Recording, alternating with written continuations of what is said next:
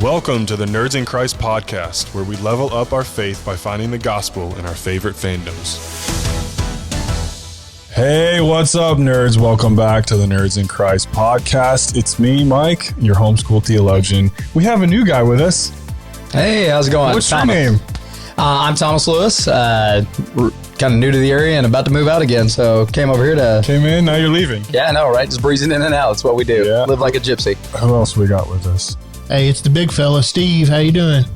Big man Steve. Reverend Steve. Who else we got with us tonight? Bible man Cam. That's right.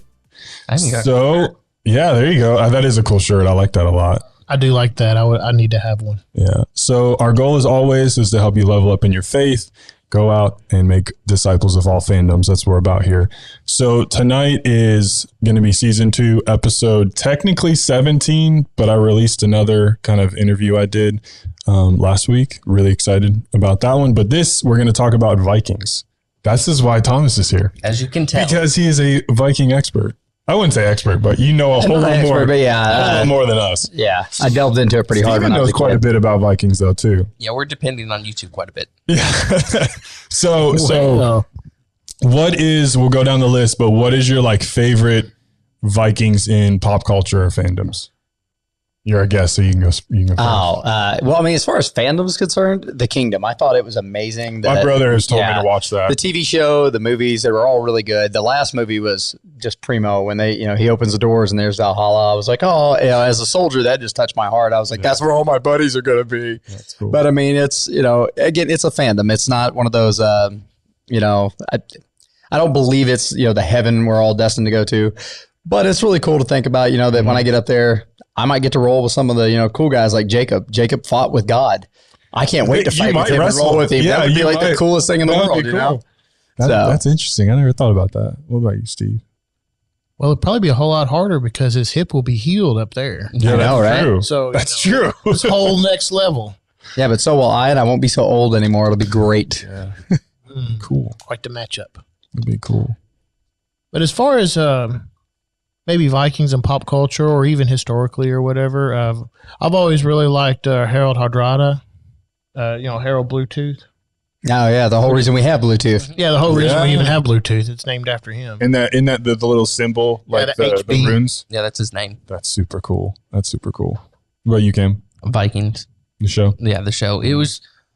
It came out when I was in high school, and it was one of those things that I just really enjoyed because it really laid out the picture, especially when it first opens up. They're in that giant battle, and you could really tell, hey, wait, they're trying to do something right here. Mm-hmm. And as it escalated, I just remember a scene where Ragnar kind of kidnapped a pope or a bishop or something. He's like, I want to see my friend baptize me. Mm-hmm. He didn't get the whole concept, but he knew that he wasn't going to see his friend, and that the only way to see his friend was be a Christian. Yeah. I mean, other than being completely historically inaccurate, that show was pretty good. Yeah. Not gonna lie. Yeah, it was. Good facts. But I mean, as far as his family and who he was, and stuff, it is completely off the rails. Oh, yeah. Yeah, Rollo and Ragnar weren't even in the same century. So, I mean, No. Yeah. It was still good. Yeah, it was. Yeah, it was good storytelling for sure. So we'll just keep on going into this of level 1 is going to be the pop culture Vikings. So all the Vikings in different pop culture, talking about the Viking series, Ragnar. The main theme of that I think is really cool because obviously it's a story, but he's going from farmer to king and oh yeah, absolutely. I think it's I've seen a video where it's farmer to warrior to king, and that progression and all that is very interesting. I think, oh yeah, especially in that culture.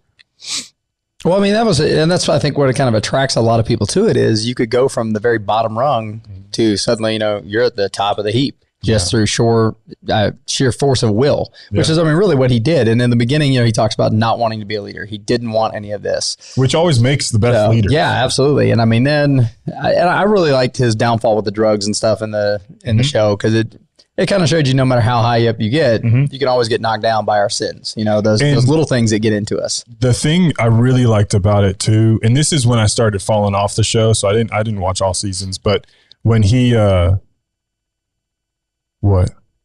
when he got involved with that princess, the other woman, Oh yeah. and slept with her and all that. That was like his beginning of the downfall. Oh, yeah. And so I see the parallels with David, how his downfall began with Bathsheba on the rooftop. And I thought that was really cool how I don't know if they thought of that, but that's just what I saw whenever we watched it. Well, bringing up David, you look at it, and that's how his life kind of started out. You have the downfall of his kingdom. Well, just a parallel if he was just a sheep herder. Yes. Oh, you mean So the whole thing? Yeah. He came from a sheep herder to a warrior where he takes out Goliath to a king. Didn't Ragnar have sheep? Yeah, in the beginning. Yeah, he was a landowner, which was very rare at that time to actually own a farm and land, because farming area. I don't know if you know much about Norway and stuff, but it's not mountains. Yeah, water. pretty much. Not much. Like, you get There's about not much. that much land around the bay to be able to actually farm. Right. And he had a farm, which was very significant at that time, which means he actually wasn't like very bottom of the rung. He was probably kind of up there, middle tier in social status, because he had a farm. But to be able to do that, and go on as we were saying, he's starting from a low position, getting all the way up to being the king of Norway, Denmark, and Sweden. Yeah. And I think it's really cool too if we parallel it with Jesus. It's one of those things. Jesus came. He was a carpenter. He was the king, but he came was down the here. King. He came down. He was a carpenter. He spent 3 years doing a ministry of farming people. Basically, he was planting a seed that, we're 2,000 years later, and we're still continuing to sow that seed that he produced. And he went to a cross where he ultimately became the greatest warrior, because when he comes back again, he's not coming on a donkey like he did when he went into Jerusalem. The significance of that is when you went in on a donkey, like a king went into another country on a donkey and they saw it, they're like, okay, we're good. When he comes back, he's coming on a white horse. Yeah. And back then, if you saw another king coming into your territory with a white horse, you're in trouble. Prepare for war. Yeah, that means war. Yeah. Cool, good stuff. So what about Thor? Is he pretty lore accurate? Okay, so at least the Marvel Thor. No, absolutely not. So really cool part about the Nordic gods and stuff, or the Nordic deities, if you will, they're not immortal. Which is one I think really when I was a kid, my grandfather had this huge genealogy thing that traced us all the way back to like the kings of Denmark and stuff. And I found it really cool. And that's how I got into the whole Viking thing to begin with. And found out that Vikings were not the name of the people at that time. It was the Norse. They were the people of the Norse. And that's why you get Danelaw and all this other stuff. When they conquered England, it was the Danish who conquered them. So that was the Danish Vikings. Vikings just means you're a pirate. Pretty much. Isn't it like you're going on a Viking? Yeah, you're going Vikinger. Yeah, there was actually a lot of Irish and Scottish Vikings as well that joined the Norse. Interesting. Cool. Yeah, the Irish did it because they hate the English, and Yeah. I mean, the IRA was alive and well thousands of years before it was ever the IRA. Kind of do, right? But no, I mean, as far as Thor and stuff, Thor was an Aesir, which back in the beginning of and it's really cool how this kind of mirrors. Oh gosh, now I remember. Lord of the Rings. Yeah. The Lord of the Rings, they had their peaceful gods first. So you had all these gods that were peaceful. That would have been the Vanir. The Vanir were the, just peaceful crop gods. Freya was one of them. They were all about just, making everything beautiful and bringing up crops. And then you had the warrior gods, and they fought against the Vanir. The Aesir beat them, and they took Freya as part of their I guess she's ours now. Trophies of war, yeah. So she had to marry Odin. Odin's not this like all powerful, all knowing, smart guy that they put him out to be. He's actually really a jerk. Like he gives up his eye for intelligence and to know the future, and still doesn't see the future he wants. That's why actually Valhalla exists. It's where all his dead warriors go to try to plus him up a little bit. And he still loses in the Battle of Ragnarok. So, and the cool part, if you really get deep into the culture, is they don't know where they're at. As far as like the Norse don't know if this is the second or third time this is all played through. All they know is Ragnarok comes, Baldur gets reborn, much like Jesus, and everything starts all over again. So they don't know if we're currently getting ready for Ragnarok, if Ragnarok's already happened. Like it was a lot of like end times guessing at that point. And that's why they were so warrior oriented and like, hey, let's go die in battle. That's the greatest idea ever. And that's where you get the idea of Valhalla. But you also had Freya's Hall, which is another place you could go. Freya's Hall was for those who had lived a good life and had done the right things, and women that died in childbirth, things of that nature, they went to Freya's Hall. Yeah. So Freya's Hall is like what heaven really was supposed to be. And then you have Niflheim, where everybody else goes, which is kind of cool because Niflheim originates from Niflheim, which is in Genesis. Matter of fact, I can pull that up real quick. Go for it. He's ready. Yep. It's in Genesis chapter 6, verse 3. Then the Lord said, my spirit shall not abide in man forever, for he is flesh. His days shall be 120 years.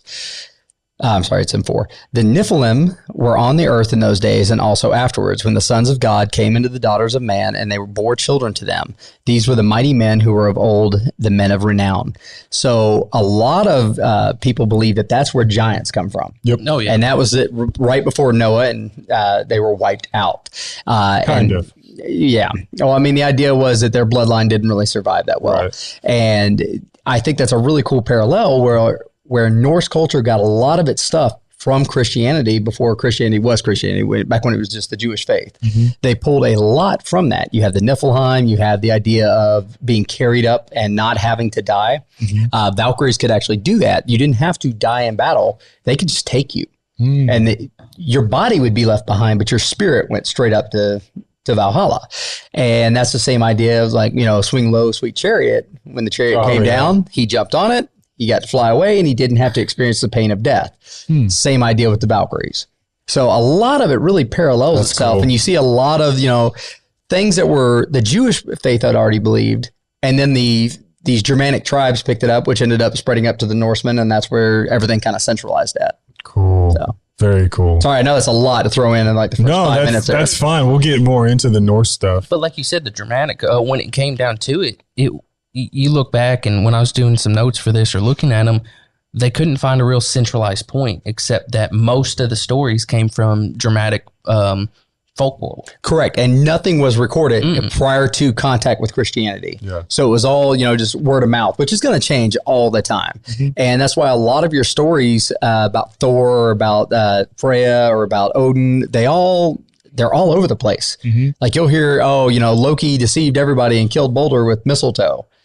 Okay, well, how do you do that? Oh, well, 5 different skalds tell 5 different stories about it, and they just picked one and put it down. So, I mean, there was no real centralized education. Yeah. Like, I mean, you can see on my arm, I have the Elder Frothnuk, which is just their writing. That's it. These aren't, mystical things. This isn't something, that's going to summon great powers or anything like that. It's just their alphabet. Yeah. So, and I thought it would be a cool little filler piece for all this. What's really cool, the nerdy side of it, is that Tolkien pulled a lot from Norse and Saxon, and the runes, his dwarven runes are almost identical. Oh yeah, they're basically just Frothnuk with a little bit of extra on it. Yeah, a little extra. And it's one of those things, you look at the Celtic cross. I mean, it's a prevalent tattoo. A lot of people like it to wear as jewelry to represent Christ, but it comes from the Germanic. All right, so now you got me off on a tangent. The Celts are different than Germanic. Oh, I was thought that they're separate culture. Well, and you'll see it in the Germanic culture too. They kind of adopted the same idea, and you'll see this a lot if you look. Harold Finehair is the one that converted all of the Norse kingdoms to Christianity, and there was huge strife in that. But hey, we know Harold. Well, there you go. But Harold, he ended up really combining everybody. Yeah, and originally it was Harold Haraldsson. And he was the one that, decided, hey, we all need to become Christian. If you don't become Christian and you're my Jarl, I'll have you put to death. So, it was they were like, okay, cool. Forced conversion. But it worked, and it spread Christianity rapidly because these Vikings were amazing traders. And the church realized this, and the church put pressure on them by offering all the nobles and the high houses, all this money and gold if you'll convert. Yeah. You convert. We've already disproven your old God. So the church needs missionaries. Vikings like gold. The church had gold. See, it sounds like a win-win. Go with that. That's exactly what Constantine did to the Roman Empire. Oh, yeah. When he came, or not Constantine. Yeah, it was Constantine. Constantine made it the official religion. So when he did, he had all his garrisons line up and baptize all of them. Wow. And made them like that forced conversion because, hey, you're going to go into battle as Christians. Yeah. And it was that mindset where, did they necessarily make it into the hereafter? Probably not. Who knows? Some of them. Who knows? Yeah. Some of them probably did convert and realize, hey, this is the way, the truth, and the life. Yeah. But ultimately, just because, I mean, we see that now. Not to be kind of sacrilegious, but there's a lot of pews that people are filling and they're just wearing a mask. Yeah. Yeah. They don't truly believe. And it's one of those things where even, like, I've been reading in 1 John, and it's kind of kicked my butt this week because it's so true. we all have a tendency that we can dip our toe back into the world. And that's the wrong mindset. Because in 1 John, it says here, it's something I thought how it's worded is really cool. Yeah. So 1 John 1 John, everything John wrote is just so good. Is it 2? Maybe it's 2. All right, so while he's looking for that real quick, so we were talking about the Celtic crosses and stuff. If you'll notice in a lot of the crosses in that time period, a lot of the people were still buried with their weapons. Like they'll have a cross above them and then they'll have a representation of them with their weapons, which is what they got buried with, because they wanted to hedge their bets before they died. So they had Just in case, just give me one sword. But yeah, they were like, well, I need to die with steel in my hand. Yeah. That's, at least how you get an honored seat in Niflheim. Because there are several tiers of Niflheim, just like they believe there's several tiers of hell. So, and it's actually where all that kind of idea came from was, hey, there's several tiers of this hell that they talk about. Let's, let's make that in our own religion. So, well, I want to be buried with a sword too. So, I mean, who doesn't? It'd just be cool. So I found it. It's 1 John chapter 2, and it says, "My little children, I am writing to you these things so that you may not sin. But if anyone does sin, you have an advocate with the Father, Jesus Christ, the righteous one. He himself is our atoning sacrifice for our sins, and not only ours, but also for those of the whole world." Yeah, it's good. Yeah, we're all gonna. I mean, no matter how hard you try in your own strength, you're still gonna sin. So you've got to rely more and more and more on the Holy Spirit. And it's funny. It's because we're facing an adversary of the world. You look at our true adversary. When the world goes, he goes. He has no power outside of the world, like Jesus and the Father and the Holy Spirit does, that are infinite, eternal, and we're going to be with them. When the power of the Prince of the Air passes with the world, he's done. And you look at it, it goes the same way with how the old gods did, little g's, for the Norse. I mean, like he said, they weren't immortal. Everybody thinks Odin and all these stuff, you couldn't kill them. But you look, there's always folktale of how Thor almost died. Yeah, Loki and Thor fighting. I'm sure other gods in Ragnarok fighting. He does. He actually, Thor dies to the world serpent, Jormungandr. The Midgard serpent. Yeah, I think Cameron's more talking about how they're not infinite. They're not. Yeah, they can die and stuff, and how our enemy Satan. No matter what. So many people, I think, put him on a pedestal or a level equal with God or equal with Jesus. And I've seen, I think it's Robot Chicken. They did like a boxing match or something. Have you all ever seen that with Jesus and Satan? And it's like, dude, no, he's nothing compared to Jesus. He's nothing compared to us if we actually believe that. But that's what he wants. That's what he wants us to believe, is that he is this somehow that's where huge his power being, lies. this deity, and it's like, no, man. That's where his power lies, is in pride and deception. Right. And when we look, and this has kind of been an eye-opening week. I've walked in the faith for a while, and it's one of those things that it really opened my eyes to see, hey, yeah, the devil is a real and prominent adversary, but his greatest victory, he thought, is his ultimate weakness. For when they strung Christ up on the cross, he's like, oh yeah, it's finished. No, it just unlocked Pandora's box for him. He your days are numbered, son. You'll soon. And the funny thing, when we look at hell, it is a very dark and hot place. But like you look at the true concept of it, it is the true separation. There's no way on earth, in heaven, that you can be near God. Just think of that. That's the dark. There's absolutely no light, no glory, nothing. Because there's nothing you can do from then on that'll get you there. A true separation.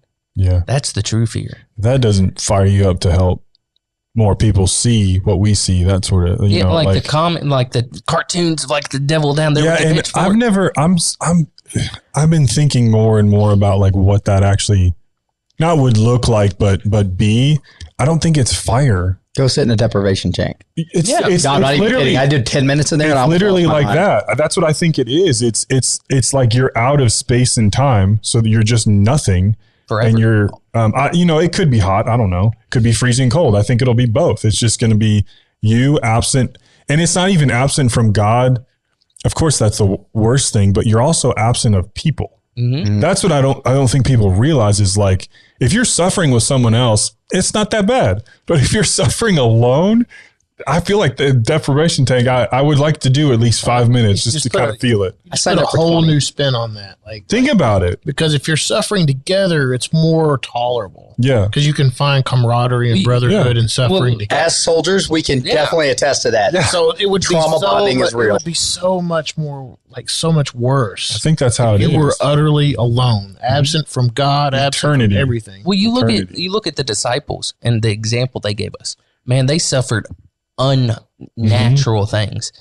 I mean, tore apart, cut in half, stretched apart by horses, boiled in oil, yeah, stabbed in the back, speared in the stomach, stuff like this, drugged by horses. But the best representation is from your namesake, Stephen. Well, he spells it. The other Stephen spells it. The first martyr. The first martyr. The first martyr. Yeah. When he looks up and he says the exact same thing Jesus does, when he sees the glory of heaven open before him, and he said, "Father, forgive them, for they not know what they do," and he just takes it. Mm-hmm. I mean, that, and like he quotes like all of Genesis. 100%. Yeah, he just any last words? Can you give me some water? Yeah, and it's so true. Like the suffering through hardship, more or less. I mean, the Army was a fun experience to an extent. Would I do it again? Probably not. Your definition of fun is a little... We're skewed. It is, but interesting, I think. It's very interesting. But it's one of those things you ask most people, like I could ask you. It was funny. There's this little like reel or TikTok where he's talking about it, and he's like, "What'd you think about it? Oh, it's absolutely horrible. Yada yada yada. Would you do it again? Absolutely, in a heartbeat. Yeah. And it's one of those things. Would I probably ever do it again? No. I'd probably go somewhere else. Yeah. Pertaining to chairs and planes. Right. Yeah, but we definitely do it again. Yeah. But it's one of those things. Like one of my dearest friends, I just occasionally message him on Facebook or we'll talk on Xbox. That dude was with me for a year in Korea, and I care as much for him as I do you all. Mm-hmm. And I haven't seen him. I've been out almost 7 years now. I haven't seen him since the day I PCS'd from Korea. And I look back at all the times that I shouldn't be here, and it's because of brothers and sisters. Mm-hmm. I mean, in the military, people talk about like depression and stuff on the outside world. When you're locked away more or less from your family and everything, mm-hmm. you get some sick and twisted ideas that aren't good. And you have a dark sense of humor that you know to turn off when you're talking to like medical people, because you will go somewhere. Mm-hmm. I can attest to that. Yeah. Yeah. But it's a coping mechanism. It is. But it's not healthy. It's really not. It's not, yeah. But the thing about it is it took me 5 years in order to get that unprogrammed. Kind of like how you look at the Norse. When they finally did come to Christianity, after they were all forcibly converted, after a while, they're like, wait a second, we're starting to get it, because mm-hmm. this is the only thing that makes sense. Right. Like a serpent, that's cool. Well, I can point... Hey, wait, we have serpent. I can point that out in the Bible. Yeah. You look at almost any religion that's ever formed, it all stems from this. A lot of it matches up, because you look at the talks of like world serpent, stuff like that, Leviathans, it's in there. Mm-hmm. You talk about like people are like, oh, there's a giant tortoise that the world's on. Bohemian. Where's that at? It's like that's Asian. That sounds cool. Yeah, the Hindu religion. Yeah, like it's like the world. Give me a book idea. Yeah. So no, you've ever seen? Is that flat Earth? Is that what? No. It's like literally we're on the back shell of a tortoise and it's just swimming through like the world stars. Yeah. Cool beans. And you look at that, that's like Behemoth. Yeah. That's in Genesis. And it goes on and on. Nephilim, everything. Giants. Mm-hmm. You look at how Marvel depicts Anaheim or Nilheim. The frost. You're talking about the land of the dead? Oh, no, you're talking about Jotunheim. Jotunheim, yeah. The frost giants. That's no more than that. Fallen angels coming down and procreating with women. Interesting. Loki. Yeah. He was a frost giant or half frost giant, right? Yes. Right? Yeah. In the Marvel universe. That's interesting. Yeah. Well, Marvel. Well, interesting. Even in the God of War series, it kind of depicts him as he's like, wait a second, because he ends up, I think, from what I've watched and read and kind of played a little bit, it seems like the God of War's son isn't really his son, but he's actually kind of Loki, and it kind of goes to that same, he's part ice giant because it's something he figures out, and it's like, oh, wait a second. Mm-hmm. Interesting. So going back to the brotherhood aspect, I think and suffering together. It's easier to go through things together. Something that I love about Vikings, and I've talked about it a bunch, is their shield wall. Is how you can, if you lock shields with someone next to you, just like there's some parables in the Bible about two horses plowing together. One horse can plow, I don't know, it's like 1 times whatever. And then if 2 horses are plowing together, you would think it'd be 2 times as much. But it's like 4. But it's like 4, I think. Yeah, it's so much more if you have that other person with you, that camaraderie, and how we as believers, I think, and the different groups I've been in and friends I've had, we have this mentality, and we have it too here. It's the locking of shields. If like, there's arrows, picture, the Satan shooting a bunch of arrows at you. If you and your brothers and sisters all around you put up a shield wall, literally make a dome around you. And if you don't know what I'm talking about, look this up. It's really cool building the shield wall around you, to protect you from those things. And, Paul gives us a shield in Ephesians 6, the shield of faith. And I've talked about it before, and it's in one of my books, is like when you put your shield up, you literally are covering your face. You can't see what's coming at you. You are having faith in that shield, in the Word of God that is protecting you. And I think when you have other people around you that are doing that same thing, it's easier to do. And I'm sure y'all can attest to this with the Army. It's like you trust the person next to you with your life, or else you wouldn't be there. And I think we should try to at least have 2 or 3 people in our lives that we can do that with our shield of faith and putting our shields together. And that's one thing, you've probably done it because you've been different places. But me on this aspect, there were several people I said, I absolutely would despise going downrange with you because I know you'd get me killed. But you know what I mean? Oh, yeah. Yeah. There's people. I'm going to stand behind you. No, there's people that you would be like, I will do anything if we go downrange for you. Mm-hmm. And there's people that it's like, take the first truck away because you're not going to do anything for anybody but get someone killed. Yeah. Think about that in the church. A lot of our officers. You brought that up about pews in the church. It's like, we're in a spiritual battle. I mean, we have got to get that in our brains and think about that on a daily basis. What do you bring into the table? If you're not an asset, you're a liability. If you're not an asset to Jesus, and who cares about us, whatever. But if you're not an asset to the kingdom, you're a liability. Figure that out. And that's harsh, but figure it out. It's one of those things. Do we all fall to the world? Yes. Heck yeah. But the difference is we care so much that we're like, wait a second, we're letting Jesus down. There's people out there that it's like, oh, I'm following to the world, but it's okay, I'm forgiven. No, that's the different mindset. Yeah. And that's something I had to, when you and I were texting, that's kind of what the Spirit was telling me. It's like, hey, you don't have to worry because you're worried. Yeah. If you're living comfortable where you're at, and you're like, if you're sitting on a chair and it's on fire and you're not moving, there's something wrong with you. Well, okay, since we're talking about warriors, and we are warriors in Christ, I mean, you're constantly in battle. I hope so. Here's the thing, and this was told to me a long time ago, and I completely believe it. Out of 100 people that get sent into a battle, 90 of them are going to run at the first shot. 9 of them will stand their ground just because they think it's the right thing to do until things start going bad. And then they're going to run. There's one, though, and that one will bring the other 100 back because he's the real warrior. That's the one that's out there that's going to fight to the tooth and nail, that knows that this, the fight's not over until that Paul is at as far as 100%. He was the one that was like, I didn't hear no bell. Ding, ding, big boy, let's go. He'd be like the Black Knight. Oh, absolutely. I mean, all his arms and legs are cut off. I mean, look at all the stuff he went through. He was in prison, starved, shipwrecked. Yeah. I mean, you name it. This guy went through everything and was just like, my faith doesn't waver. Yeah. Try again, devil. Yeah. And and I know I've got my brain. I'm ADHD, by the way, to the max. I don't know what ADHD is, but I got 80 of them bad boys. This is the podcast. That was actually the other name of this podcast. Oh, perfect. So talking about that, we talk about Fenrir, the wolf that will eat the world and stuff.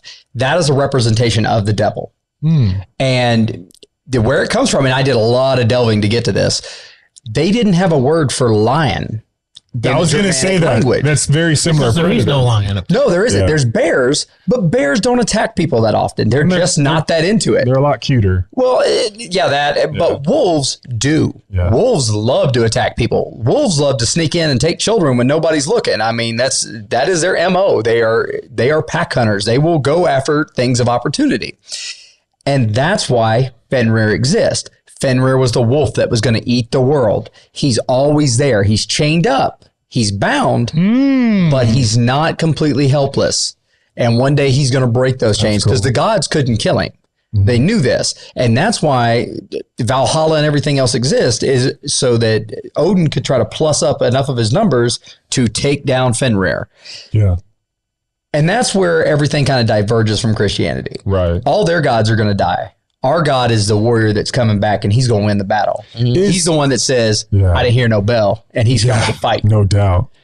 It's that scene where the Romans come up to him and he says, we're looking for Jesus, Jesus of Nazareth. And he said, I am. And they fall down. Yeah. And like, you look at how much that actually was, that cohort, they said.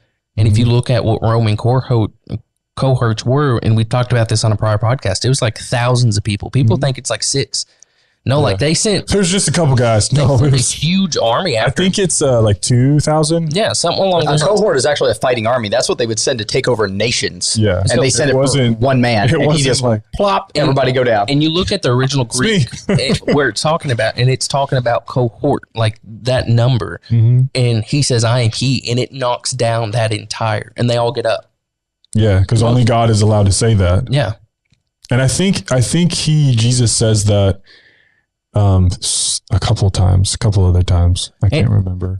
Well, he says it 7 times? I feel like I am it's the vine and the 7. truth. I think I have it listed somewhere in here, but it's one of those things where you look, and even at the final time when we're called up, all this stuff, Revelation type-esque, but it says the saints will be following him as he comes down. Like he's going to have a huge army. Not that he needs it. Yeah. Where the little gods that aren't really gods think they absolutely need it, and that's going to be their ultimate thing. He could ride down by himself and cleanse everything. Yeah, with a word. And he did when he went to the cross. Yeah. But I think my God's also a God of show of force too. You know, like, hey, I brought everybody to this fight. You know what? I feel like it's more of like, these are my kids. Yep. What Like, prophet and was he'll probably let us, wrestle and fight a we're little gonna bit. watch, you know what I mean? That's like the coolest thing in the world. That's like when I take my kids to jiu-jitsu tournaments and stuff, and they want to see me fight. They're like, Dad, come on, are you gonna fight this one? Yeah, I'm gonna fight this one, kid. It was my last one. I was a brown belt fighting black belts, and I loved it. I had nothing to lose. Yeah. And I bring my kids with me, and they get to sit there and watch, and they see what it means to give it your all on the mat, to compete, to don't stop till the ref pulls you off of each other. Yeah. Same thing kind of applies here. Jesus is gonna let us sit there on the sidelines and go, watch this, kids. That's my dad. You. That's my dad. Yeah. Stephen, what prophet was it in the Old Testament where they were at a battle and they're just like, man, we're not going to make it. And finally the Lord's like, hold on, and unveils his eyes and he sees nothing. Elisha. Yeah. Elijah. And he sees His servant. but just all And he was like, oh, dang. yeah, there was just unknown. They were surrounded, and then the army that surrounded them, an angel army was surrounding them. And he was like, oh, okay, cool. And it's so nothing can stand against us because Christ is with us. I love that you say that. And you look all through the Bible, and God proves that time and time again. Gideon, my favorite, my absolute favorite. I'm going to describe this from the position of a private in the army. The armor bearer for Solomon's son, or not Solomon's son, I'm sorry, Saul's son. They're standing there. Yeah, Jonathan. They're standing there, and they're going to go take this hill. Yep. And he goes, if we jump out and they say, come up to us, we're going to go up and we're going to whoop them. God's given them to us. If they say, wait for us there, we've lost and we're going to die. Now, think about this. This guy is low on the totem pole. Jonathan's making all these, plans, and he's trusting God. And this kid is just there like, all right, game. Game recognized game, big dog. Let's do it. And when he jumps out and they tell him, come on up, he looks back at that armor bearer and he's like, bro, let's roll. And that is the coolest idea to me, that this kid had that faith not only in Jonathan, but in God, that, you know what? Yeah, you said God's going to do it. God's going to do it. Let's roll. Yeah. And they went up there and they beat an entire garrison. Yeah. by lot themselves. of dudes. Yeah, like Lot of probably dudes. around 100, 150 guys, just the two of them. That's a lot of guys to drop. And tactically, they were At a disadvantage. You're running uphill. You're going to go up there and uphill. fight. They probably have archers and all this other stuff. But it's just proof again how if God is with you, who can stand against you? You know, and I mean that's why I've always loved that. That's one of hundreds of stories. Yeah. What it's is a it? good The Chris song. Tomlin song? You know what I'm talking about? Chris Tomlin. Yeah. If our God is with us, or my God is stronger than any other. Okay. Yeah. Okay. I think it's called. I didn't know we were doing American Idol auditions. Go ahead. My singing voice Go ahead. today. No, Why not? I'm I'm kidding. going to look at it So- in the My break. voice is shot from that tournament. So, okay. So I'm trying to land the plane of level. We're still on level 1. We're not even reading notes. Oh man, I'm sorry. Why do you think we like Vikings at least in pop culture so much? Because it's the war aspect. No. And I will disagree with you wholeheartedly on this. I don't think it's the war aspect as much as it's we do what we want. Because everybody wants to do that. They look at their lives and they're like, I don't want to go to work tomorrow. I'd rather jump on a ship and go. I'd rather go Viking. Yeah. Yeah, I mean, it's the same thing. Spartacus was a huge hit when it came out, the TV show. Yeah. Because everybody wanted to go out and be ripped and trained, you know, and I'm going to be, I am Spartacus. No, you're not, dude. And like a lot of guys started that in jiu-jitsu. Like it became, every other place became the ludus, the gladius and all this. And I'm like, this is retarded. Pardon my language for the R word there. But it was the stupidest thing I've ever seen. But the same thing happened when jiu-jitsu got big like this, or when the Viking show got big. Yeah. All of a sudden, everything was Berserker BJJ. Like even me, I made a gym called Valhalla BJJ. I jumped in on it because I was like, I'm going to market some stuff and sell a little bit off this. I mean, might as well. So, I mean, I had the long hair at the time, shaved on the sides. Yeah, you can only say that now. You cut it all off. I cut it all off and I'm regrowing it out because my wife watched another TV show and was like, I want you to have hair like that guy. And I was like, outstanding, Ken. Okay. So, and now it's going to take another 4 years. Anyways, I'm digressing. But it's that whole idea of we do what we want, you know? I mean, that's the Vikings everywhere they went. It was, I'm going to take this. I'm going to take that. I'm going to go over here and do this. And they're lawless for the most part. Yeah. They don't abide by anybody's rules. And that's what appealed to a lot of the people. That and you put a bunch of hot actors on there, you know, half shirtless half the time, or half naked all the time with their shirts off, you know, Right. bunch of tattoos covering their chest and everything. Just, yeah, I'm a Viking. And all of a sudden, hey, I want to be a Viking. Well, that's the thing So- too. You look at it like for the Vikings. Sorry, Steven. But you look at the Viking show. Ragnar's like, "Hey, we're gonna go do this," and the Jarl's like, "No, you're not." And Yeah, he's and like, he still did it. He's like, "Follow me." Yeah. But it's also you gotta put into aspect too. You know those jaded senses of masculinity. You know that's what you know you would think would be a man. You know, like all shredded, cut up. You know, take no crap off nobody. You know, like John Wayne toilet paper. You know, and Well, I haven't heard that one before. That's good. I think I got to think about that one for a I second. think it's so true because you look at how society has deemed like marriage and what a father looks like. One day, yeah, I'd like to stay home and be able to work from home, but my job isn't to be there 24/7 in a sense of I'm supposed to be the only nourishment they get. You know, Right. That eschews people. And coming from a household that, yeah, I had a father like role model from my grandfather and then my stepdad. But the first like foundational years of my life, I didn't have a father. And it adds to that where you look at Vikings and it's like, oh, this is what a dad's supposed to do. right, and so that and it's exactly what Thomas said. Right, it's the whole thing. Right, that I can do what I want. I can look like this, and this is what a man is supposed to be. Yeah, I see it and I take it. And I that's- see it, I take it, it's mine. Well, that's because you got guys like Andrew Tate running around talking about alpha males and everything all the time. I'm sorry. If you call yourself an alpha male, you are absolutely not one. You're not.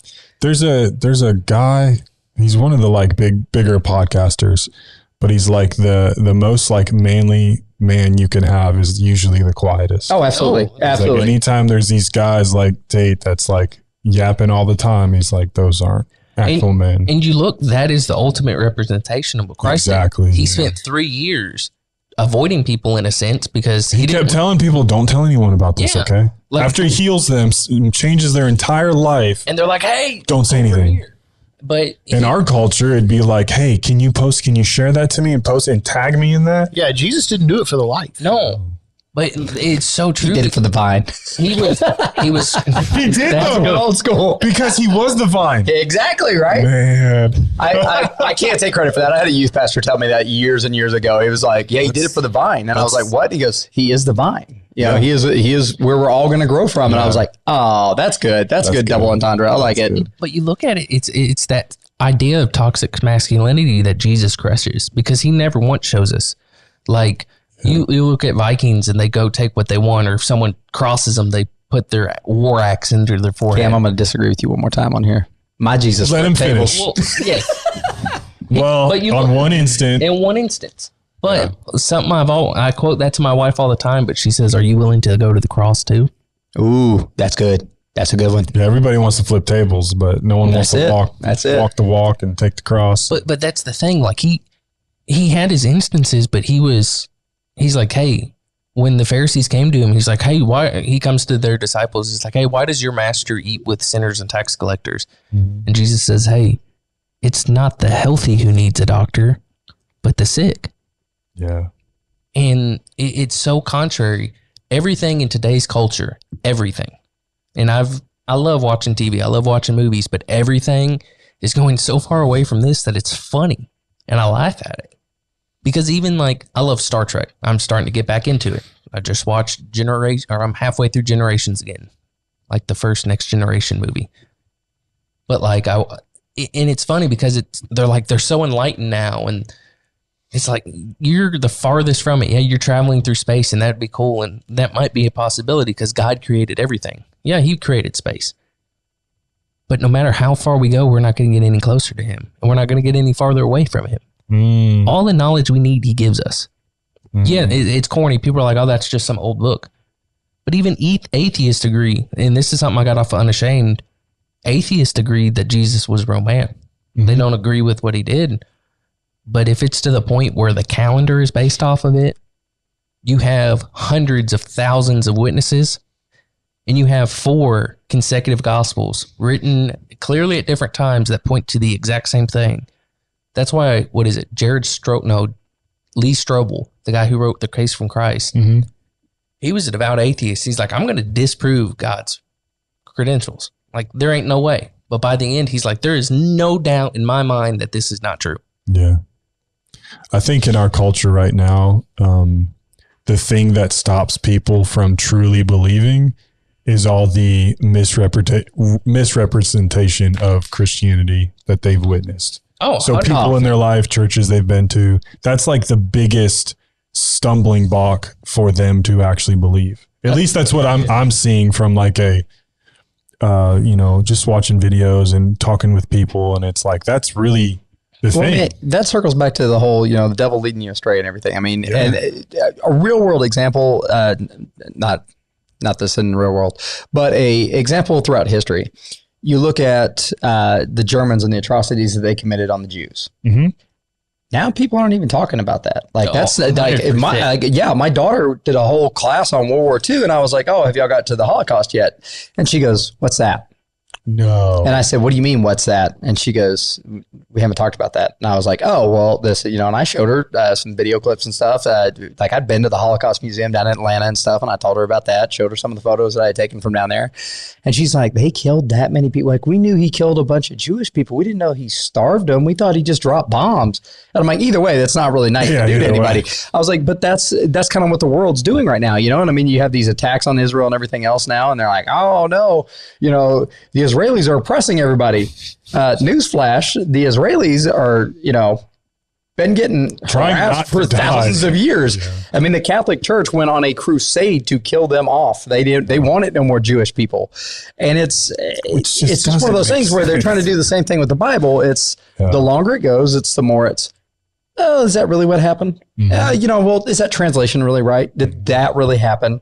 What did Satan say in the beginning? What did God really say? Yeah. Exactly. And the other part is, and I've always been told this all my life, the devil knows the Bible cover to cover way better than you do. Yeah. No matter how smart you are, how intelligent you are, he's going to stumble you. He's going to find things within the Bible that, will make you stumble because you just don't have all the answers. And that's what I had a youth group pastor back when I was a kid. And I always admired him. Treasury Young, if you ever hear this, brother, I still love you today. You're the reason I am where I am today in my faith. You're a great man. That's awesome. But Treasury told us one day, he goes, oh Lord, now I've lost my train of thought. about the word and stumbling and stuff. He goes, I don't always have the answers. And for that, I'm going to tell you, I'm sorry. He said, but I will find it. I will go digging and I will find, he goes, I will call smarter men than I am or email them, whatever I have to do. We will find the answer to this. And there was many times we'd ask a question. There would be no answer at that time. But he would go back and he would follow through with his word. And the next Wednesday, or even, and the thing that was so great was he called me one time on like a Saturday night, called the house. I happened to be there. My mom hands me the phone. I'm like, who is it? And she goes, it's Treasury, the youth group pastor. And I was like, oh, cool. And I answered the phone. And he's like, hey, Bradley, this is what it is. And I was like, oh, cool. You found the answer. You probably forgot about it. I'm a young, dumb teenager. I forgot everything. But in that moment, it meant so much to me because he found the answer, you know, and he's like, now this is what I did find out. And this was like during AskJeeves.com, you know, I mean, there's no easy way to find answers on Google. So he really delved into the word and took his time to find that out just to answer my question. Cool. That's really that, cool. I mean, that touched me a lot, but it also showed me where the stumbling blocks are. Yeah. So many people want to think they have all the answers, whether they're a pastor or, you know, they're just a fellow Christian who just wants to be a know-it-all, you know, like, oh no, I know. Okay, so where are the dinosaurs mentioned in the Bible? And then they start inventing things. Don't invent things. Look, it's right there. We have Google, for gosh sakes. Yeah. You can go into Google. You can find out what scripture, and there you can view it yourself, look at it and go, oh, okay, this is where it says it, you know?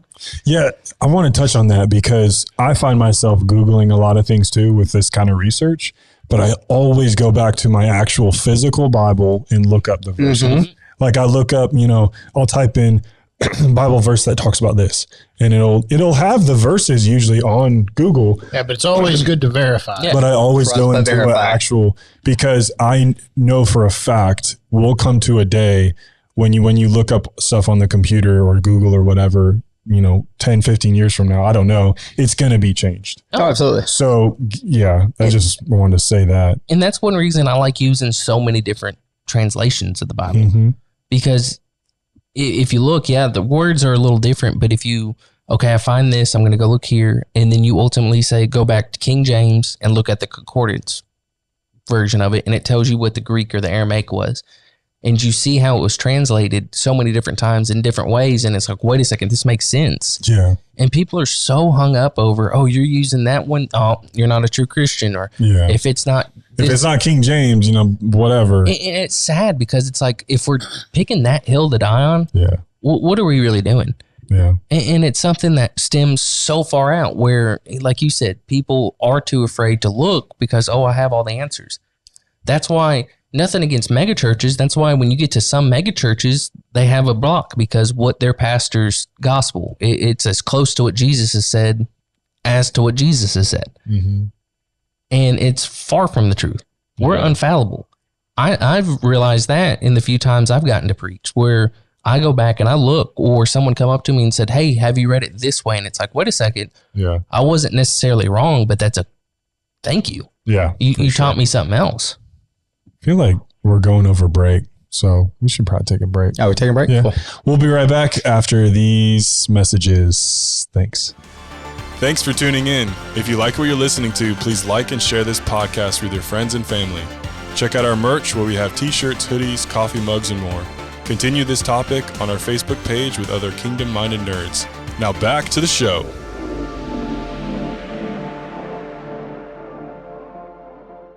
Welcome back to the Nerds in Christ podcast. We're talking about Vikings, and it's been a really fun episode. So what I want to dive into now is the Tree of Life, the World Serpent, and Ragnarok. Like talking about all those and how they have so much biblical meaning and themes that kind of bounce off each other. Absolutely. I mean, if you look at the world tree, it's literally a representation of Christ. Yeah, it's God. It is, I am the way, the truth, and the light. The Yggdrasil was everything, and that's what. Say that one more time slowly. Yggdrasil. So cool. So if you ever come out to any of our trainings for jiu-jitsu, I teach my kids in Old Norse. Oh, really? So, like, instead of the lumberjack sweep, we do the Yggdrasil. We do Lokirians anytime we want to do a bent armbar because it's bent. It's not straight. Loki is a very bent and trickster god. So we do the Lokirians. That's fun. So fire vums. Anytime I want to do a razor lock over the top, it's a fire vum. There's a lot of things. I'm not going to give away all our trade secrets. But So Yggdrasil, actually, when you talk about Yggdrasil and the World Tree, you also have to talk about Ragnarok because Yggdrasil actually gets busted in Ragnarok and comes back. That's where this whole looping idea comes from, that everything just keeps circling back. Well, isn't it though that it's like the tree, but then there's multiple like worlds, I guess, in the tree? So we are held with it. Yeah, basically think of it as the branches branch out and the branches holding a universe or a realm within its hands. So in the way, like the Bifrost, how you get there is literally just the veins of the tree. So you're just sliding from one place to another. And that's how the frost giants and everything came to Middelheim, which was Earth and everything else. And how there's so many verses and scripture, so much about trees and the tree of life, the tree of knowledge of good and evil, all those different things. Absolutely. I mean, a tree is a great symbology because everybody needs a tree. You can't, even islanders out on islands, they hold their trees precious. They don't cut them all down at one time. They make sure they replant them. Great example is the Jawas, which I thought was really cool because it's just like this, almost just like the spelling of the Star Trek Jawas. But they're a group over in Indonesia and they value their trees above people. Wow. So if you get caught cutting down a tree for any reason outside of what the tribe deems okay, you get executed. Wow. This is one of those tribes, it's like 450 people left in the entire tribe, and they have almost zero contact with the outside world until I think like 2000, 2005. They started finally coming out of their shell and trading with us. That's crazy. But like their boats, everything was made from these trees, but there were so few trees on the islands, you had to make sure you cut down a mature tree or one that was close to death. You couldn't just, cut down anything. So it looks good. Yeah. Well, I mean, it's kind of the same idea when you look at Tolkien and stuff. The elves, they respected the trees. They respected life, the treants and stuff. Everything revolves around how the tree is life because trees outlive us and everything else, and they provide everything for us if you need it. Food, shelter, tools. I mean, everything can come from a tree. So that's why, Yggdrasil is the world tree. And you look at it, doesn't the verse say that it's something about being cursed if you hang off a tree? So like when cursed is the man hung from a tree. So, and it's funny because people are like, well, Jesus was hung on a tree, kind of like an atheist point of view. So, well, how does that make sense? Well, he broke that curse. And I'll go even further with you. Odin was also hung from a tree. Really? And the whole point of that isn't that when he traded his eye? No. So he hung from the tree for 9 days to sacrifice himself to himself. It was like the weirdest flex in the world. But the whole idea comes from Christ. Sounds like something Dragon Ball would do. So a lot of these Norse ideas are, again, derived directly from the Bible and what they didn't understand. They understood somebody hung from a tree. They didn't understand what being crucified was. They had other punishments. They had the blood eagle and things of these natures that they would do to torment somebody.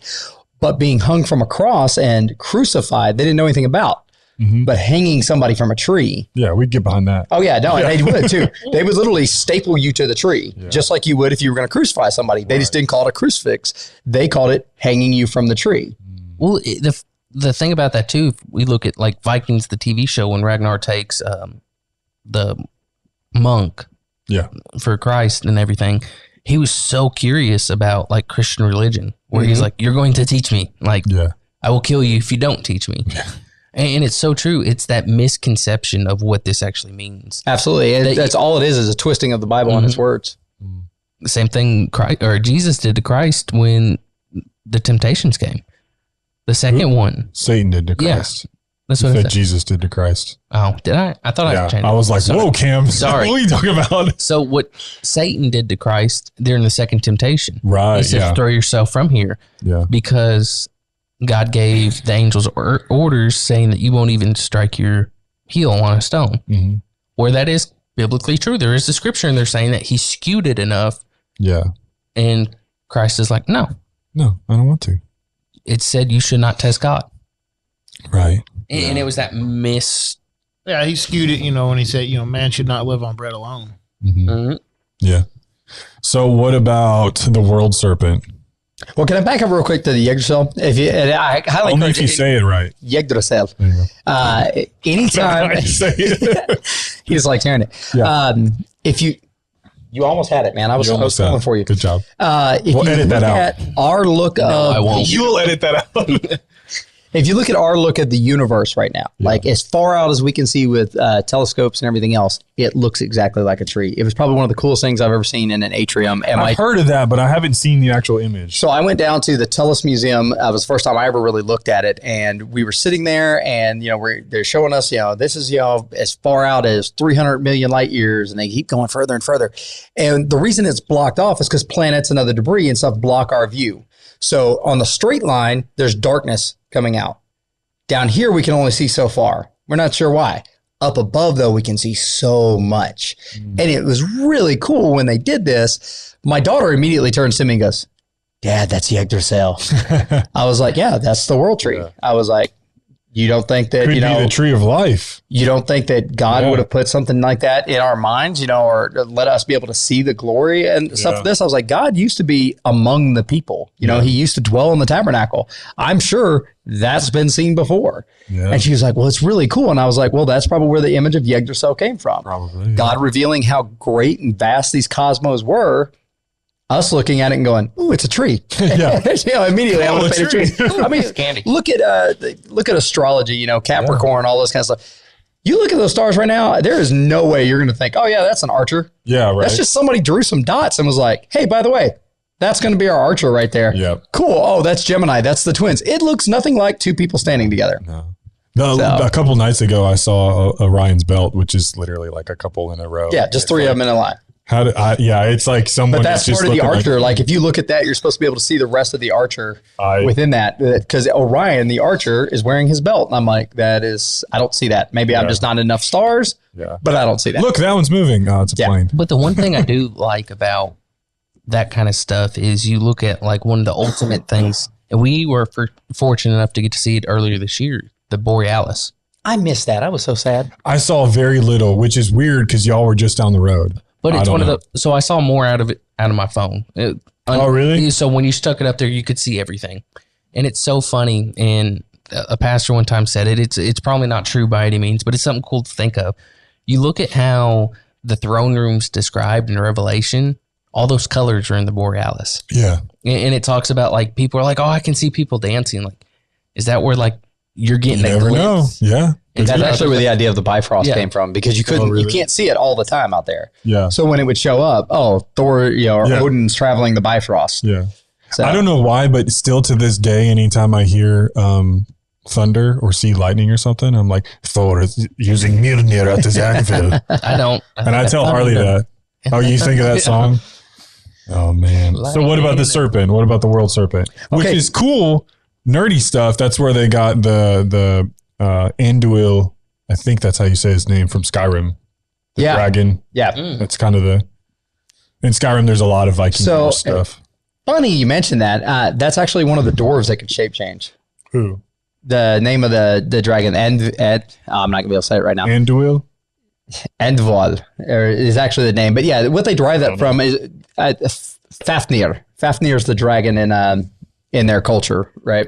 He's the one that guards the apples of eternity, which, talking about trees of life again, same idea. There was a tree of eternal living, and that the Vanir or the Vanir used to have those trees, and then when the Aesir beat them, they took over the trees, and Loki put a guardian there. The guardian happened to be a dwarf that could shape change. There was 3 of them, and one got killed by Loki. So as Wergild, he presented them with this dragon that would do it, and they were like, "Oh, cool, we have a dragon. Wait, where'd our guy go that could turn into a bird?"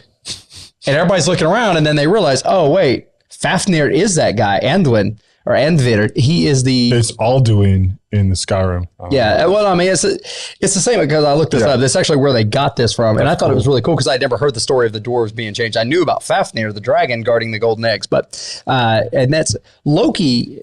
Of course, has a hand in almost everything in their tales, because he's the devil. Interesting. Yeah. He is the trickster. Yeah. He is all this, and the serpent, both Fenrir and the serpent Jormungandr are his children. Huh. So is the horse that Odin rides on, Slifnir. Slifnir has 6 legs. And that actually happens to be a horse that he mothered. It talks about that in Assassin's Creed Valhalla a little bit. A little bit, yes. When they have the Nordheim Ragnarok expansion, it talks about that. Like you actually go into Valhalla? No, you go into, oh gosh, now I'm not going to remember the name of their land. But it's got like Thor and every. No, we're Midgard. Yeah, we're Midgard. Not Odenheim. Whose land is it? Thor's. Is it Niflheim? No, not Niflheim. Does Thor have a land? No, it's like Thorheim. It's like where Odin, Asgard. Asgard, thank you. How did y'all forget Asgard? I thought it was like some special name. No, it's Asgard. Yeah, of course. But Asgard's where their realm is and where they protected it. But that's also, so talking about that, that's where they put the wall up. The wall was built by giants. And the giant that came disguised himself. You're talking about Game of Thrones? No. I'm talking about more lore here. Loki brokered this whole deal where Freya was going to become the wife of this giant if he could build this wall in time. Well, the giant was getting it done. I mean, he was putting feet to purpose and moving everything. Because he was about to marry Freya. Yeah, which absolutely. reminds me of Jacob and exactly. Leah. And again, same thing. That's pretty cool. He was toiling away for labors. Yeah. Was it 7 years?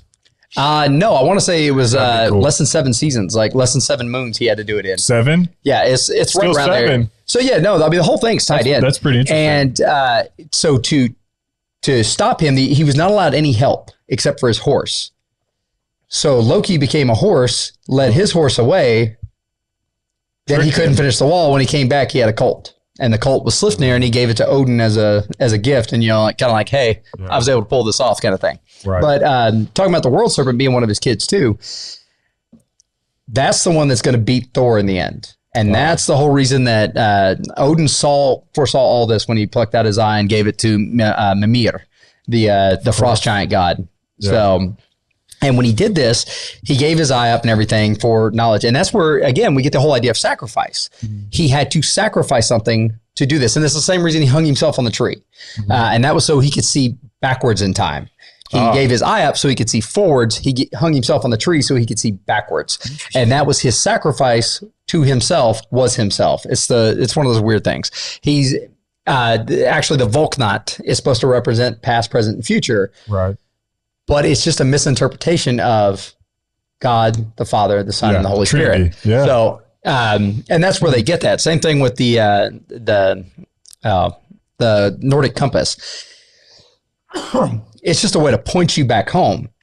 If you notice, it has all these other little things and all stuff. Well, when you're looking at it, when you have it laid down on the water and stuff, and it's able to rotate and everything, that's where they get the idea that, the magnetic north and all this. But delving back into this world serpent, the world serpent is actually under the waters at all times. It's what they blamed every time a ship would get thrown over or anything like that. And that's what's going to constrict the world and literally break the world with the help of Fenrir. The world serpent will die, killing Thor, and then Fenrir will come forth and eat Odin. So, and after that... I thought the serpent and the wolf fought. No, the serpent and the wolf will not fight because they're brother and sister. Oh. So they're not going to fight each other, but the serpent will They're not real dead. brother and sisters. Yeah. Real brother and sisters. Well, I'm half, but yeah. Okay. But yeah, no. And then the idea is during Ragnarok that everybody dies except Balder. And as we were talking about earlier, Balder is going to hide away a man and a woman, and then everything's going to start all over again. Like he's hidden them away already. He died at some point during the gods' little stuff. And that's the cool thing about Norse mythology is nobody that was telling all these stories had any clue what time period they were in. Yeah. Like they couldn't tell you if Thor was still alive, if he was dead, maybe the world serpent's coming tomorrow. They had zero clue. Wow. So it was a really weird religion, and you see why people gave it up so easily. I mean, there was not a war fight over this. As soon as Harold Haraldson sat down with some priests and everything, and they offered him gold and stuff, and he was like, it's kind of stupid on our part. So, hey, guys, we're all going to do this. Stop, worshiping Thor and everything else and worship finally, God. We don't understand what we're talking about. Well, not even that. I mean, every 13 years, they had to offer up 13 people for sacrifice. And this was not just like one state would do this. No, this is one kingdom would do this. There were 7 different kingdoms when they first started before like Harold Haraldson and stuff took over. So you had the Danish, the Danes, the Swedes, the Finnish, the good gosh. Norwegians. The Norwegians. You even had a little bit of the Icelandic people up there who still continued this tradition, and in Greenland. So you had 7 different areas that would just, hey, we got to sacrifice 13 people. Or, hey, we're having a bad harvest. Cam, I'm going to need you to go ahead and die, and I'm going to send you to Odin so you can go tell him we're having a bad harvest. And that, you look at that and you're like, well, that's not an omnipotent God. Yeah. I got to kill somebody to send him to go tell this dude? Should he be down here talking to us? He is the wanderer. Right. So, these people started to look at it and are like, yeah, this is kind of stupid. We could just talk to Jesus? Cool. Yeah. Yeah. Well, at that time, you still had like the Catholic Church ideas that, you had to go through the priest, everything, and everything was taught in Latin. But they were teaching the people that Jesus was, he was love, and he was, be cool with each other. And a lot of the Norse people, that's all they wanted. That's why they invaded a lot of lands, because they wanted to just farm. Yeah, that's literally what they wanted. Yeah. When you have no farmland, you can't farm anything. You've got to go fight and take other people's stuff. So when they discovered England and stuff, that's what they started doing. So what about Ragnarok, the end of the world? That's a lot like Revelation, right? Oh, absolutely. That is, if you look across all religions, everybody has an end time. Oh, yeah. Hare Krishna for the Hindus. There's talk of it in every religion. Well, in this religion, you don't know if it's already happened or not.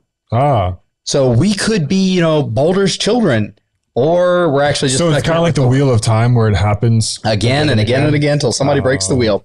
And it's like the Mayan calendar. It just keeps resetting. Yeah. Well, see, and that's what really gets me with the... By the way, if you ever want to find out if somebody's a true pagan, like they tell you, no, I'm a pagan, ask them how many doors are on Valhalla. Hardly anybody knows. And it is probably one of the key points. If you want to go to Valhalla, you should probably know how many doors are there. There's 540 doors that 800 soldiers can walk out abreast through each door. 800 through each? Yes, 800 through each. Now, it does not mention in the door. Yeah, exactly, right? 800 men standing shoulder to shoulder with shields and spears are going to walk through this door. But I digress. With that, everybody's, I want to go to Valhalla. To Valhalla, brother. Yeah, that's all well and good till you realize to go to Valhalla, the Valkyries have to choose you. Yeah. Just because you die in battle does not mean you get to go. It's a 50-50 shot, right? Yeah, you could end up in hell. You could end up in Freya's hall. She takes the other half of the warriors that she thinks is pretty good just to safeguard her little palace. So it's just one of those things that it's very weird in and of itself. But also, you're going to die. Yeah. This is not heaven. Right. It's basically, literally if the devil was going to come out and be like, hey, we're going to throw a massive rager for the next 300 years. Mm-hmm. But after that, we're all going to die. Would you go do it? I would hope not. Yeah. But you get these Viking guys who are like, yeah, that's what we need to do. There's no real afterlife. Sounds cool. I'm going to go drink and party and die every day until Ragnarok starts up. And then I'm going to die for real. They're called the Einherjar. The Einherjar are Odin's chosen warriors. And literally they just go there to fight and die all the time. Yeah. And I love talking with Norse pagans about this. Like we try to convert each other. It's a lot of fun. Especially when, you have a little bit of meat. It's a good day. But the biggest thing with them is, and I've asked this a lot, what happens if you die with a scalpel in your hand or something? Is that what you get to take with you? Because all these Vikings died with battle axes and swords. Or they'd be buried with an entire ship, right? So if you die, like even as a soldier, if I die with just my rifle in my hand, do I get to take a rifle to Valhalla? I think that's kind of cheat mode, Somebody does that in the Thor movie, right? The Ragnarok movie? Oh, yeah. Well, Keith Urban has like 2 M16s. Yeah, and he just jumps out, and I don't know how 30-round magazine, or 20-round mags, actually, what he had in those. I don't know how those suddenly spat out like 500 rounds, but yeah, magic. Absolutely. They're magic M16s. Absolutely. So, but I mean, that's kind of the idea with Ragnarok is, everybody's going to die. Everything's going to die. Loki's organized this all, and it doesn't actually tell you, depending on which epic poem you read, whether or not Loki dies. Yeah. Like the devil's still there. He just gets to come back and start all over again. But Baldur is their version of Christ. That's who they took Christ from. They even call him the golden one, the one who light shines forth from. Oh. And he is everybody's favorite. Like literally when he dies, the way they can bring him back is everyone has to shed a tear for him. And everyone but Loki does. And it's just one of those things where you start to notice more and more parallels where they were picking up on Christianity, but nobody was probably there long enough to tell them, really what was going on. Right. Because the Germanic tribes, everybody likes to romanticize this kind of stuff. They were savages. Mm-hmm. They will eat you. That's like how savage they were. Times get hard and there's too many people in the village. Well, we're drawing lots. Somebody's got to die. And they even had a special name for it, and I can't remember at this time, but it was like a ritualistic suicide. If you were old enough to be honored that way, you could go jump off a cliff and die. And, save everybody because you're eating too much and you're old and you should die anyways.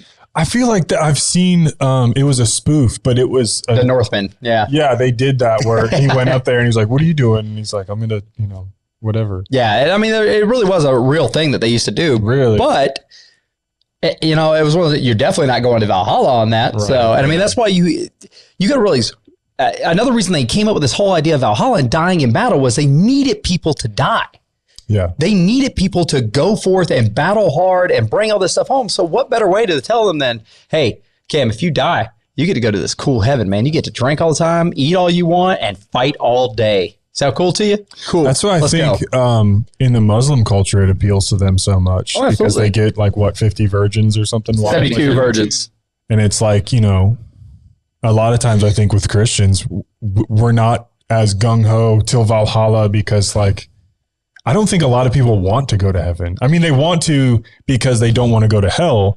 But I'm saying they're not I can't wait to worship God for eternity. I think there's a great country song that kind of sums that up. I want to go to heaven. I just don't want to go right now. Exactly. I feel like there's a lot of people that feel that way. And that's not a relationship with Christ if you feel that way. So we talked about this on Wednesday night a little bit at my church group about going through experiences. And I mentioned, that there's times in my life that I've had some experiences that I wish I didn't. There's nights I wake up in cold sweats crying and I'm upset because I'm not at home at that moment in my mind. I'm somewhere else. And I've talked about that in the point that I'm not scared of death. Dying has no fear for me. It's, am I right when it's all over and said and done? Am I going to meet Jesus? Did I do right? Have I lived a life dedicated to him, not a good life, because he says, works will not get you into heaven. Mm-hmm. But have I lived a life that I can stand in front of God when it's all said and done and be like, God, this is me, take it or leave it. This is what I've done. You're going to judge me. I know it, and I mean, be honest, I'll probably not say a word because I'll be so awestruck. I'll just be like, nah, but I mean, it's one of those things that you worry about that kind of stuff, Yeah. I mean, when I have to give a full accounting of myself, I won't lie. You talked to me a little bit about, my testimony and stuff. My testimony is nothing big. I was 12 or 13 years old. The passages were clicking with me that day when they did and I still get goosebumps every time it's like the old school pastors did this with every head bowed and every eye closed. Yeah. And I'm like, oh, that touches my soul right there. I remember that everybody bowed their head and closed their eyes. And he's like, if you feel the Spirit calling you today, don't ignore it. Come forth today. And I walked forward. I had no control over my legs at that point. I was screaming inside my head, go back. Oh, you're going to be embarrassed. Go back. Oh, 100%. And, my parents didn't see me go up or anything. And all of a sudden, my mother actually freaked out a little bit. She was like, where is Bradley at? Where is he at? They always call me by my middle name. And they're like, where is he at? And all of a sudden, she sees me up there at the front. And what's he doing up there? Yeah, no, she wasn't mad. But I mean, she cried stuff, and she was like, I'm so proud of you. And I was like, I don't even know what I really did. But I knew that I needed Christ in my life, Yeah. But I went a long time after that, probably from the time I was about 17 years old, right when I first joined the Army, until probably about 22, 23, 24 years old, somewhere in there, living a life that was shameful. I mean, I'll be completely honest. I put my Christianity on the back burner. I still prayed periodically, but not like I should have. I didn't read my Bible. It didn't insist me and my wife go to church. Mm-hmm. She was Catholic. I was Baptist. We couldn't agree on the church to begin with. I was like, who cares? And I lived a life that I'm not proud of during that time. And that's also the times I was going to war during that time. And I didn't lead the kind of life I wanted to. Do I have some things I can hang my hat on and say, hey, I did really good at this point. I was a really good person with this. I helped these people out. I put myself between this, child and danger. Absolutely. But there's also a lot of times where I'm like, did I do the right thing? Did I make the right call? I don't know. And I'm going to have to stand before the man when it's all said and done. That's what I joke with the pastor all the time, that I have a servant's heart because I'm trying to make up for everything on the backside, and that's, I run a free jiu-jitsu gym. I volunteer all the time with the schools and stuff because I'm medically retired and I have that opportunity, which is a blessing in and of itself. But there's still times where, I'm like, when it all happens. And I know a lot of other Christians have to feel that way, that their life before they came to Christ and stuff probably weighs heavy on them. And I'll tell them the same thing that I've been told a lot. As long as you're dedicated to Christ, and you have accepted him as the way, the truth, and the light, you're going to be okay. That's the big thing. You're going to be fine. Right. That's like the passage I read. It talked about us having an advocate through Christ Jesus. Yeah, absolutely. Yeah. And it is. I mean, it goes back to something else I had said. Like if you're living in the sin and you're not feeling like your chair's on fire, that's when you have a problem. But when you're like, wait, am I doing what Christ has called me to?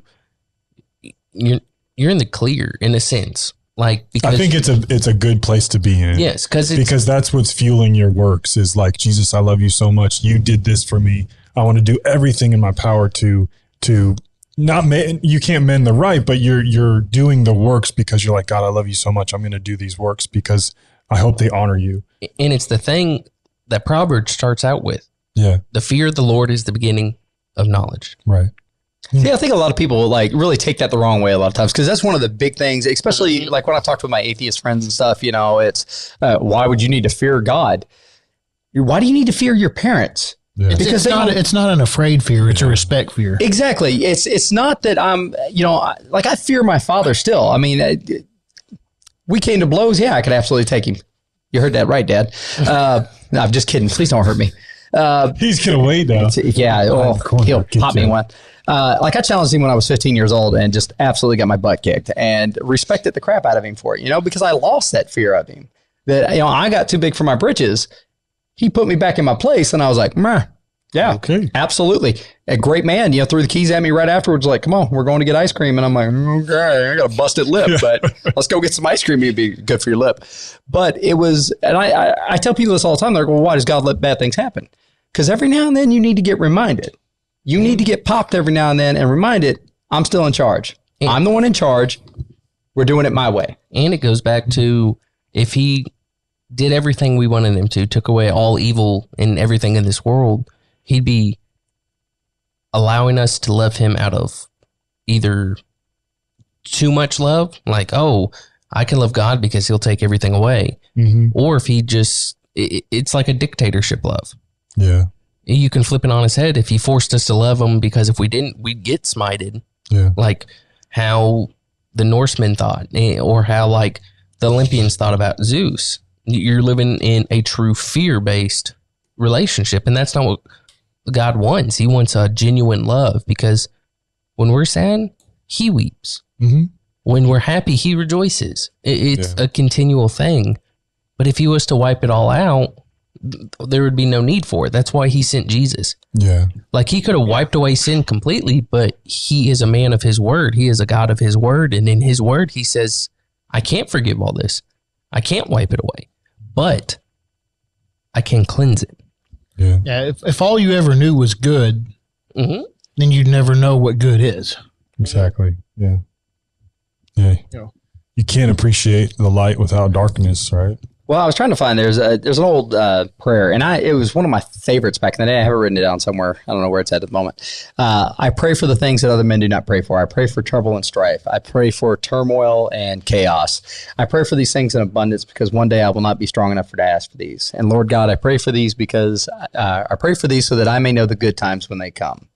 And that always struck me as one of the greatest things in the world, And I talked about this the other day. I do these daily motivationals on my Facebook and everything. And one of the things I talked about was being thankful for the hard times. And this kind of tied into that whole Wednesday night discussion.